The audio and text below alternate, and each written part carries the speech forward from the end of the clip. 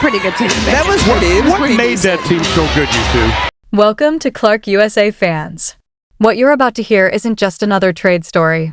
This isn't about numbers on paper, draft picks, or a routine roster adjustment. This is about two completely different paths, two completely different mindsets, and one league-defining moment that's about to change everything. Angel Reese is on the move. At first glance, it looked simple. Chicago made a deal. Atlanta made a move. 2 first-round picks exchanged hands. On the surface, it felt like business as usual. But if you've been paying attention, really paying attention, you already know this story is anything but simple. Because behind this trade is chaos. 2 seasons. 64 games. Just 23 wins. Let that sink in. That's not a rough patch. That's not rebuilding. That's a system collapsing in real time. A locker room losing structure. A team searching for identity and never finding it. Suspensions. Public comments. Frustration leaking into interviews. Teammates being called out, not behind closed doors, but in front of cameras. The kind of tension you can't hide. The kind that spreads. And while all of this was unfolding in Chicago, somewhere else, a completely different story was being written. Caitlin Clark. Injuries tried to slow her down. Pressure tried to overwhelm her. Expectations were sky-high from day one. But instead of folding, she adapted. Instead of blaming, she elevated. Instead of breaking, she built something. Leadership. Not the loud kind. Not the performative kind.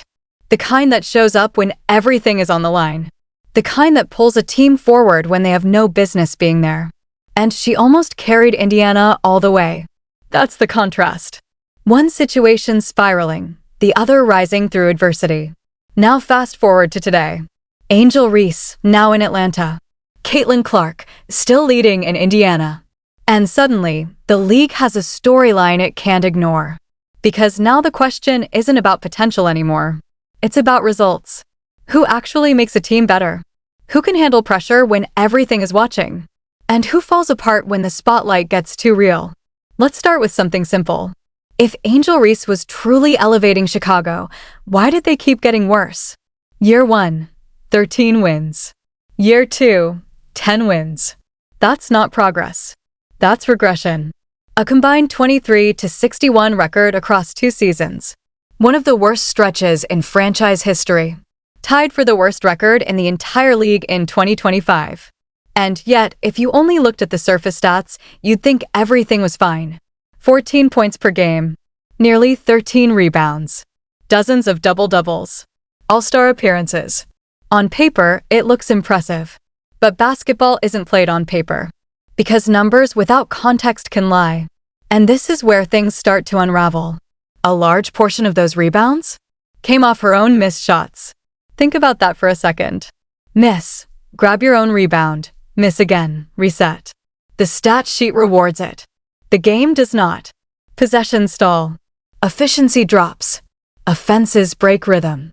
And suddenly, what looks productive actually slows everything down. Fans even gave it a name, not as a joke, but as an observation. Because they were seeing the same pattern over and over again. Then you look at the shooting. Under 40% in her rookie year. Minimal 3-point threat. Defenses didn't even bother stepping out. But they're not going to do that. And with Noelle Quinn, as you mentioned, no challenge. Clark. They packed the paint. Cut off driving lanes. Forced Chicago into tight, uncomfortable offense every single possession. Even in her second season, when the percentage slightly improved, the bigger problem stayed the same. No spacing. No outside threat. No reason for defenders to adjust. And when a team can predict exactly what you're going to do, you're already losing. Turnovers increased. Decision-making struggled under pressure. And as her role expanded, the execution didn't keep up. Now zoom out. This isn't just about one player. This is about impact. Chicago built around a frontcourt that couldn't stretch the floor. 2 bigs operating in the same space. Defenses collapsing inward. Guards suffocating without room to move. 3-point shooting dropped. Driving lanes disappeared. Offensive flow turned into forced adjustments instead of natural rhythm. It wasn't just inefficient. It was unsustainable. And the numbers proved it. One of the worst defensive ratings among front-court pairings. Then the worst the following year. Near the bottom in finishing efficiency. Among the lowest performing combinations in the league. At some point, the front office had to face reality. You can't build a winning system around production that doesn't translate to wins. And that's when the decision was made. Not emotional. Not sudden. Inevitable. But stats were only half the story. Because behind the scenes, things were getting worse. This wasn't just a basketball issue anymore. This was a locker room issue. There's always a version of events where a young star is misunderstood. Where confidence gets mistaken for ego. Where passion gets labeled as conflict. But that version doesn't hold up here. Because the incidents didn't stop. They stacked. One after another. Until there was no way to ignore them. And then came the breaking point teammates. Not just any teammates. Veterans. Leaders. Players who had built careers on winning. Courtney Vandersloot. A champion. A respected voice. A cornerstone of the franchise. Someone who left a championship situation to come back and help rebuild Chicago out of loyalty. That matters. Experience matters. Leadership matters. Presence matters. And when tension starts involving players like that, it's no longer a small issue. It's a fracture. The kind that doesn't heal easily. The kind that forces organizations to make hard decisions. And that's exactly what happened. So now we're here. A fresh start in Atlanta. A second chance. But also, a bigger spotlight than ever before. Because now there are no excuses left. New team. New system. New expectations. And across the league, Caitlin Clark is still doing what she's been doing. Leading. Adapting. Winning respect the hard way. Two paths. Two stories. One question. When the pressure hits again, who rises? And who gets exposed? The answer isn't in the hype anymore. It's in what happens next. Here comes Sabali. And now, this is where everything changed. Because on June 7th, 2025, just 7 games into the season, the Chicago Sky didn't just lose a player. They lost their foundation. Courtney Vandersloot went down with a torn ACL against the Indiana Fever. Season over. Just like that. No build-up. No warning. One moment she's leading on the floor, the next she's gone for the year. And this wasn't a veteran hanging on by a thread. Before the injury, Vandersloot was still producing at a high level over 10 points per game, more than 5 assists, contributing across the board, controlling tempo, organizing the offense, doing everything a leader is supposed to do. She was the system, the voice, the stability. And while she was at home, rehabbing, recovering from one of the toughest injuries an athlete can face, something happened that shifted everything. Angel Reese went public. Not in a team meeting. Not behind closed doors. In the media. In an interview with the Chicago Tribune, Reese openly questioned whether the team could rely on Vandersloot moving forward. She pointed to her age. She suggested the team needed someone younger. Someone more capable of competing for a championship. Think about that for a second. A 36-year-old veteran. A champion. A leader who chose to come back to Chicago, not because she had to, but because she believed in the organization. And while she's sitting at home, recovering, fighting to come back, a teammate is telling the world she might not be good enough anymore. That's not leadership. That's not accountability. That's a message. And not the kind you can walk back. Vandersloot responded calm, composed, professional.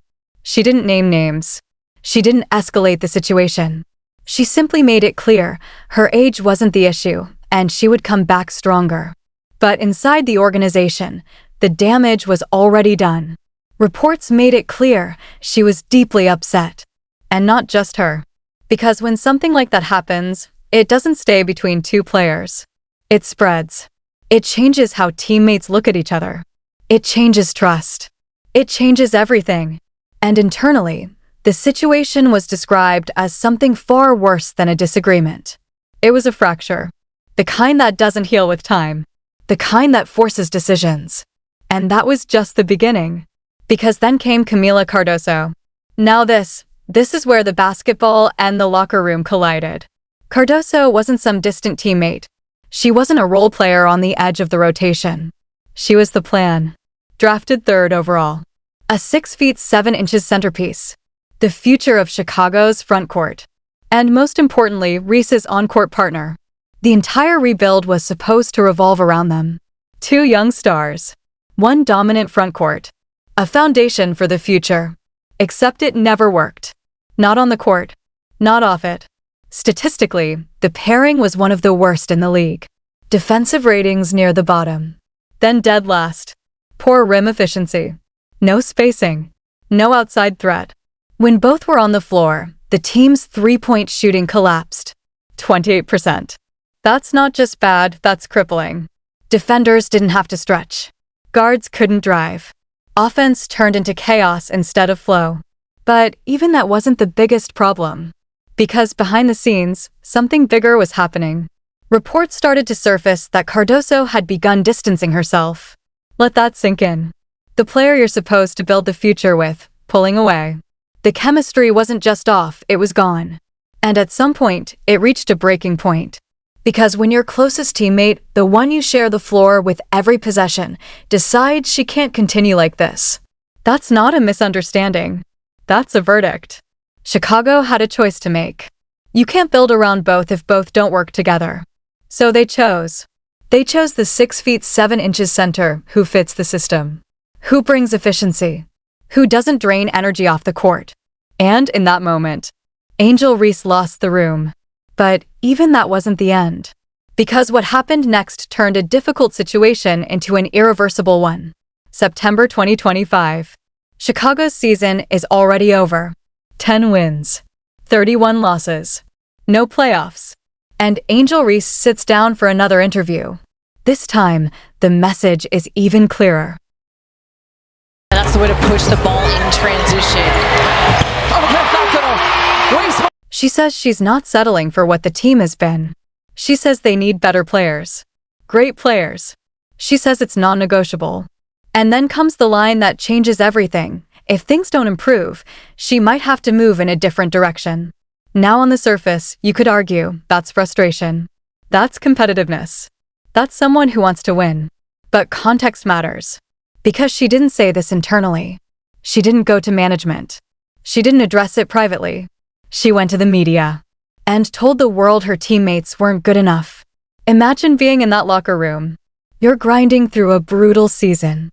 Showing up every day. Dealing with poor facilities, tough losses, constant pressure. And then you open your phone and see your own teammate publicly saying you're not enough. That's not motivation. That's humiliation. Even the most diplomatic responses couldn't hide it. Elizabeth Williams tried to soften it, saying Reese just needed to be mindful of her words. But behind closed doors, the damage was already permanent. And then, the organization stepped in. Suspension. Officially labeled as detrimental to the team. That's not casual wording. That's documentation. That's a front office putting something on record. Because at that point, this wasn't about fixing things anymore. It was about managing the fallout. And then, somehow, it got worse. Reese was expected to return after serving her suspension. She warmed up, went through pre-game routines, and then didn't play. Reported back pain. Held out. Missed the rest of the season. No exit interview. No closure. And then, just hours after the final game, footage surfaces. Private jet. Traveling. Looking completely fine. Now maybe there's an explanation. Maybe there isn't. But perception matters. And inside a locker room that's already fractured, that moment becomes confirmation. Confirmation that things are over. And by that point, they were. The relationship between player and organization wasn't just damaged. It was finished. And while all of this was unfolding in Chicago, something very different was happening in Indiana. Caitlin Clark. Same league. Same pressure. Completely different response. Her 2025 season? A nightmare physically. Injuries one after another. Quad strain early. Groin issues mid-season. Another injury that eventually shut her down. She played just 13 games. In and out of the lineup constantly. Never able to build rhythm. Never able to fully recover. For someone who had never missed a game before, Not in college, not in her rookie season. It was a completely new challenge. And it hit hard. She admitted it herself. It was one of the toughest stretches of her career. But here's the difference. She didn't go to the media to complain. She didn't call out teammates. She didn't create headlines for the wrong reasons. She stayed focused, stayed connected, stayed present, even when she couldn't play. And that's leadership. Not when things are easy, not when you're winning, but when everything is falling apart and you still hold it together. That's why one franchise is building around her, and the other had to start over. Two players, two situations, same pressure, completely different outcomes. And now, with Reese in Atlanta, and Clark still leading Indiana, this story isn't over. It's just entering its next chapter. And this time, everyone's watching. And laid it in, she's got 20. And now, this is where the difference becomes undeniable. Because when Caitlin Clark officially announced in September that her 2025 season was over, she didn't try to hide how much it hurt. She admitted that disappointed wasn't even a strong enough word to describe what she was feeling. Think about that. A player who had built her entire identity on availability, durability, consistency, suddenly sidelined. Not for a game, not for a week, but for the season. And yet, even in that moment, what she didn't do is what defines this entire story. She didn't go to the media and question her teammates. She didn't suggest the roster wasn't good enough. She didn't create distractions. She didn't turn frustration into headlines. She didn't make it about herself. Because leadership isn't tested when everything is working. It's tested when everything is taken away from you. And instead of pulling the spotlight back onto herself, Clark did something far more important. She stayed present. She stayed engaged. She stayed connected to her team. Game after game, she was there on the bench, locked in, vocal, supporting, guiding, reacting. Not as a superstar watching from a distance, but as a leader still influencing everything happening on that floor. No drama. No noise. Just impact. And inside that locker room, something powerful started to take shape. A mindset. A culture. A belief. It was summed up perfectly by Kelsey Mitchell, who gave Indiana their identity in one simple line: "We all we got. We all we need." And those weren't just words. That became reality. Because what happened next should silence anyone still arguing that leadership doesn't matter. Mitchell stepped into the best version of herself. Over 20 points per game, the highest of her career. Record-breaking performances. Consistent dominance. Confidence at an entirely new level. And it wasn't by accident. It was a system. A system built around trust, spacing, movement, and most importantly, unselfish play. Then there's Aaliyah Boston. The anchor. The backbone. She didn't just show up, she delivered. Every single game. All 44 of them. And when the moment came, in a playoff elimination game, she didn't hesitate. Game-winning shot. Season on the line. No fear. That's what a strong foundation creates. Players who rise, not shrink, when it matters. Lexi Hull? Played every game. Consistency. Reliability. Commitment. And as a team, the Indiana Fever finished 24-20. A franchise record in the longest season in league history. Playoff appearance. And not just participation, they fought. They battled back from a 1-0 deficit against the Atlanta Dream. They won their first playoff series since 2015. They pushed the Las Vegas Aces, one of the most dominant teams in the league, to a deciding Game 5 in the semifinals. And here's the part that makes it even more unbelievable. They did all of that without their best player. 5 players lost to season-ending injuries. Half the bench constantly rotating. Hardship contracts just to fill the roster.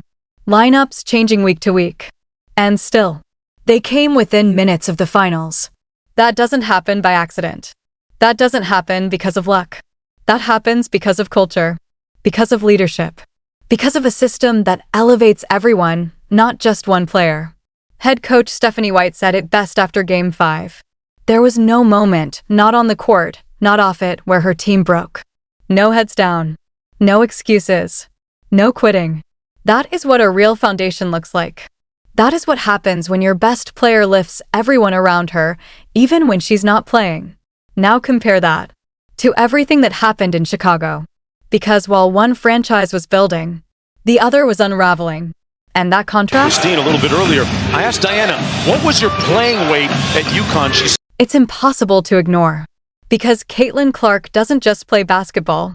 She transforms systems. Her presence changes spacing. Defenses collapse toward her, and that opens everything else. Mitchell gets cleaner looks. Boston operates with more space. Shooters like Hull and others find open shots because defenders can't afford to leave Clark. Everything becomes easier. Everything becomes more efficient. That's the difference between a player who creates for the team and a player who needs the team to create for her. Now fast forward. 2026 is coming. Clark is healthy, fully recovered. An entire offseason to reset, rebuild, and refine. And she's returning to a team that already proved it can win without her. Now imagine what happens when she's back. Stronger, sharper, more experienced. That's not just dangerous. That's a problem for the entire league. Now look at the other side. Angel Reese is in Atlanta. New team, new opportunity, new expectations, but also new complications. Because she's walking into a front court that already includes Brittany Griner and Brianna Jones. Interior presence already established. Spacing already tight. And adding another non-spacing big? That doesn't solve problems. It creates them. And then there's the part no one can ignore. The history.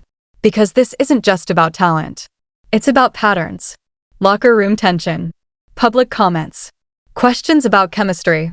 Questions about accountability. Questions about whether production actually leads to winning. Atlanta didn't just trade for rebounds. They made a bet. A bet that this time, things will be different. But history? History isn't on their side. Because every stop before this, every attempt to make it work, ended the same way. Not with failure of talent, but with unresolved questions. And now, those questions follow her. Meanwhile, in Indiana, there are no questions. Only direction, clarity, purpose. This isn't a team trying to figure itself out. It's a team sharpening what already works. Faster decisions, better spacing, stronger execution. And that kind of system? It exposes everything. Every weakness, every flaw, every inconsistency. So now this story becomes bigger than a trade, bigger than a rivalry, bigger than headlines. It becomes about identity. One franchise building something real, the other taking a risk and calling it potential. And when these paths finally collide again, it won't just show up in the standings. It will show in the details, in the chemistry, in the pressure moments, in the way each team responds when things get hard. Because eventually, the noise fades, the hype disappears, and what's left?